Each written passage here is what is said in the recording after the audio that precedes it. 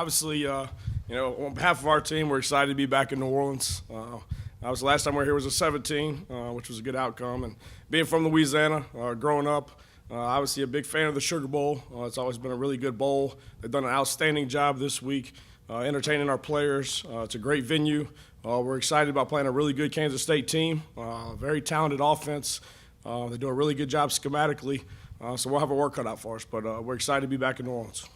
Open it up for questions. Yes, sir. All right, hang on. We're going to get a microphone to you right here in the front. Your coaching background before you got to Alabama, a lot of small schools, obviously Tusculum, Delta State, those places. In those experiences, did you come across a lot of super small backs that maybe remind you a little bit of Deuce Vaughn? Obviously, maybe not of his overall talent, but just that stature of guy. Yeah, I mean, I think whether you're Division II level, 1AA or mid-major, the skill positions aren't that much different. It's just the size of the skill positions. So, I mean, you got against a lot of good backs, but to your point, at the smaller levels, they are normally a little shorter, kind of like Deuce. But, I mean, he's a Sproles type. I mean, he's special with the ball in his hands. He reached top-end speed very quickly. But, again, I mean, he's one of the top receivers as well. So it becomes a matchup issue of who he's on. And so, to be able to stop the run, I mean, you can't put a DB on this cat all game, because he's in the box and they're running gap schemes and everything else. So, cover him out of the backfield, is going to be a challenge, but tackle him in space. So, we've seen some backs, but I think he's probably one of the better backs we've seen this year for sure. I'm going to stay here in the front. Nick Kelly, Tuscaloosa News. We haven't talked to you since August. How would you assess your performance as a coach, play caller this season? Yeah, I mean, I think obviously every day, every week you're trying to look back and, what can we do better? How can I improve as a position coach, as a coordinator, and as a person. So you're always continuing to look to improve. Obviously, after the season's over, you go back from an evaluation standpoint and assess everything and what needs to be tweaked and what we need to change and how we need to do it better and who do we need to go talk to, to do some things better. But obviously, I think every day I try to improve on the previous day and, and look at it and evaluate it and see how can we do it better and try to coach the hell out of it. Right here in the second row. Ted Lewis from the Times-Picayune. They from just showing your unfamiliarity with the procedure here, you don't get to talk very often. What's it like being Nick Saban's defensive coordinator for 4 years? How does one last in the job that long, and what kind of boss is he? No, I mean, he's a great boss, and I think obviously people look at it and, it's black and white, so just like for our players, there's an expectation of your position, but it's very black and white and it's detailed out and what the expectations are, and you go to work every day and you try to achieve it, but at least there's no gray. Where there's jobs out there to where you really don't know, you're really not being told how to do it, and you don't know whether you're doing it right or you're wrong. Here. And so you hear it every day. But it's awesome just being around the greatest coach of all time, day to day and all day, and learning from him, not only defensive, but how to manage a team, how to manage people. So it's been a really good experience for me. Right here in the middle. Hey, Pete, Aaron Suttles, the Athletic. You've come along in the game and grown up in it during this time of offensive just explosion, evolution, where teams are spreading you out, they're going pace, they're not subbing, they're not allowing you to sub. When you self-scout, do you ever look back sometimes and think maybe Alabama's defense is too complex?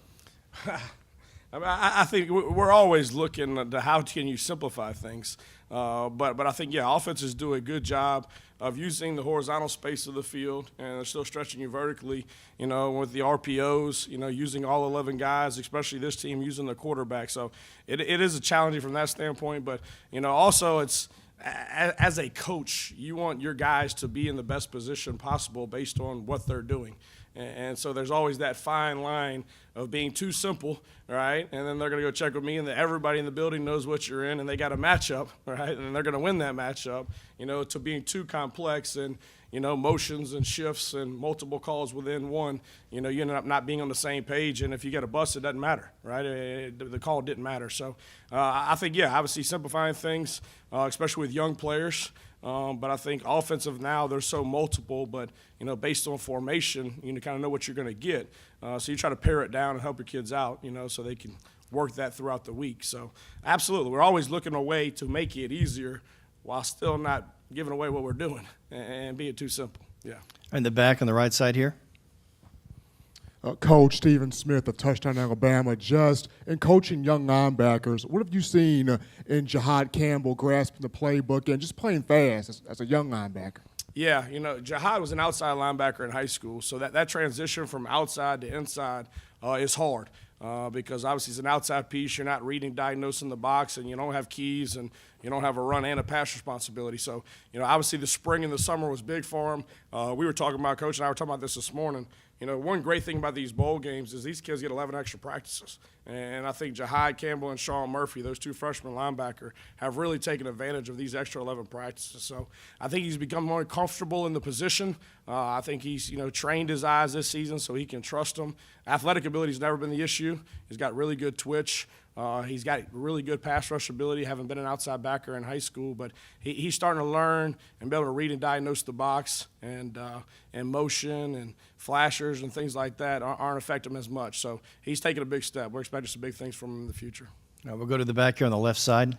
Hey, Coach. Joey Blackwell, BamaCentral.com. Due to its success, Alabama's defense has kind of developed a reputation that precedes it over the past decade and a half. And my question is this, when you're constantly facing opponents that are bringing their A game because they're playing Alabama, how does that make your job more challenging and more difficult as a defensive coordinator? Yeah, I think the biggest difference probably have been in Alabama and other places is you're not really going to get what you've seen on tape from a lot of people. So whether they've done it all year, they're going to go back and what's caused issues for you in the past, regardless whether it's been in their package or not. A lot of teams are like that. So the tough part is in the preparation for the kids.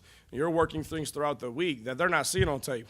Because if you don't work in and expose it to them during the week, and that happens in a game, they're not going to be ready for it. So, the tough part of college football now is the multiple formations, the unbalances, the formation of the boundary. You throw the tempo on top of it, the empty game, and a lot of things that they can't do in the NFL, right? It's illegal. So that's so much a part of offenses now to where you really break it down. 60% of the plays that we see in a game are either formation in the boundary or an unbalanced formation.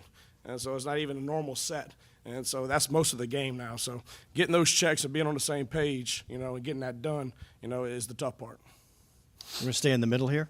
Yeah, Pete, Tony Sakalas, Tide Illustrated. You mentioned Sean and Jihad. Just where do you stand at that position right now? It looks like you guys are a bit banged up in the middle of the defense. Yeah, obviously Henry's playing in the game. We'll have Deontay Lawson, that's been playing the will position. Sean Murphy's worked, at the backup Mike position along with Kendrick Blackshire, who's been out for a while, and we've got him back healthy.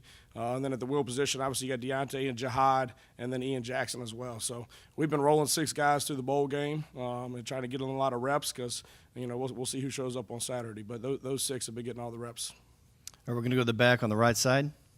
Hey, Coach. Tim Everson, Manhattan Mercury. K-State has started 2 quarterbacks throughout the season. They've announced, obviously, that Will Howard's going to get the start. But how do you handle the potential of Adrian Martinez getting some time? Yeah, obviously you got to prepare for him. I think that's the one thing that's changed now more than ever is, you're seeing a lot more athletic quarterbacks, run-style quarterbacks throughout the year, where you used to not do that much, especially in this conference, but we're seeing it more. So you've got to understand, obviously, up front, I don't think they change schematically really who they are. Obviously, there's a little bit more of the quarterback run game with 9 in the game, but they'll still do it with 18 in the game as well. So, the big thing I think difference in 9 is, when the coverage breaks down and it's not there, the ability to extend the play, I think is a little more consistent, than when 18's in the game. But we got to be ready for both of them. Obviously, we watch tape on both of them. Our kids understand, there's going to be 2 quarterbacks playing in the game primarily, and we got to be aware who's in the game. But schematically, from a run game and a pass concept, they are who they are, at least up to this point. Going to stay here on the left side in the back.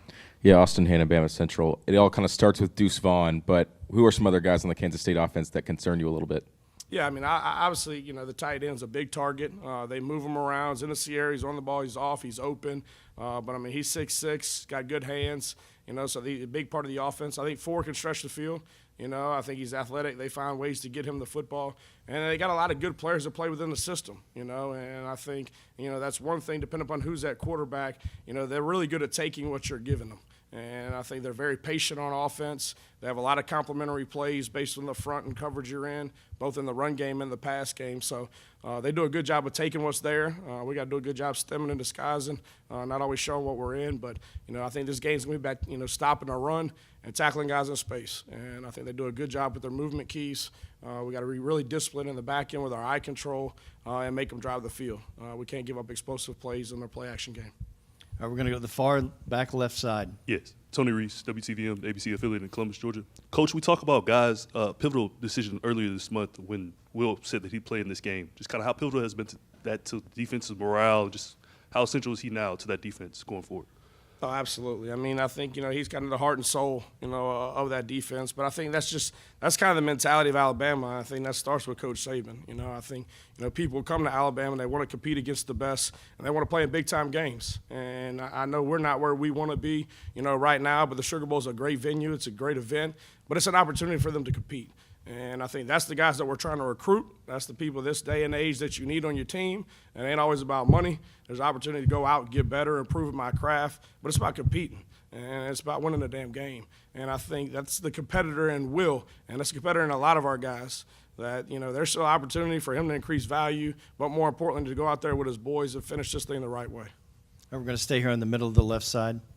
Michael Cascaranda, AL.com. When you look at your career, what would you say your goal is within the coaching world? I really don't get caught up in it. I don't have it. Obviously, I try to be the best coach that I can, the best person I can. I got into coaching to affect young men.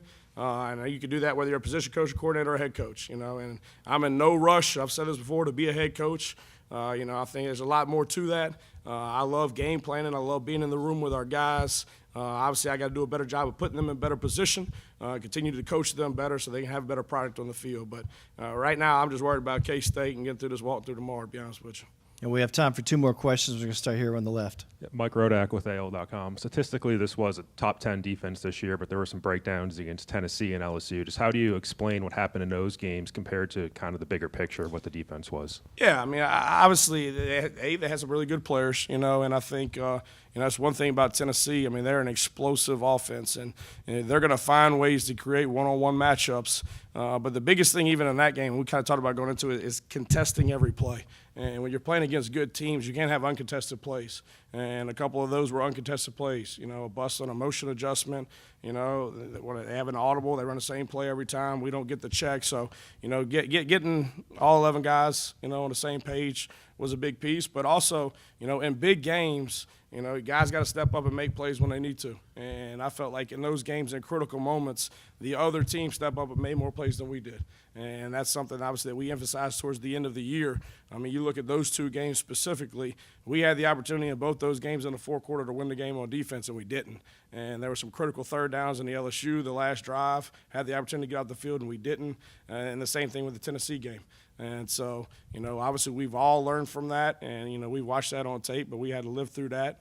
So, things that we got to clean up and we got to improve on. But, there's that part of being competitive greatness, being at your best when your best is needed, whether that's a call or whether that's a play, and a player doing his job. So, we all got to improve on that. Please raise your hand if you have a question. We have time for one more question. Again, Aaron Suttles, the Athletic. I know you're not focused on the future, but do you plan to be at Alabama next year? I'm still under contract, so absolutely.